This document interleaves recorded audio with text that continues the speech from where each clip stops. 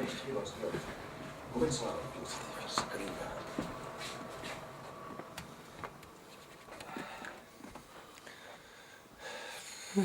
Company, prohibit penjar-se, eh? Els guions. Bé, el que segur que es penja sóc jo.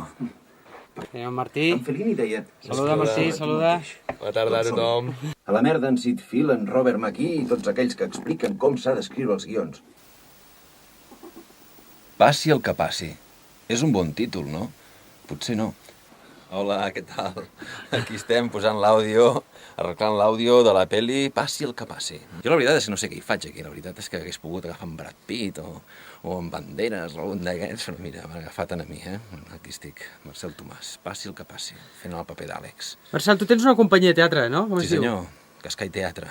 Cascai. Per què es diu Cascai, la teva companyia? No? Perquè és un nom que ens agrada. Vull dir, a mi m'agrada Cascai.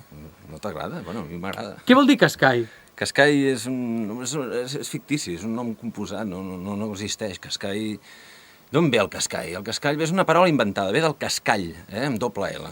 Això és allò que cultivaven una mica els avis, per fer passar el mal de queixal, els mals moments, doncs li posaven una mica de cascall i allò passava molt millor. Amb una mica de cascall la vida s'entén molt millor. Passi el que passi. És un bon títol, no? Potser no.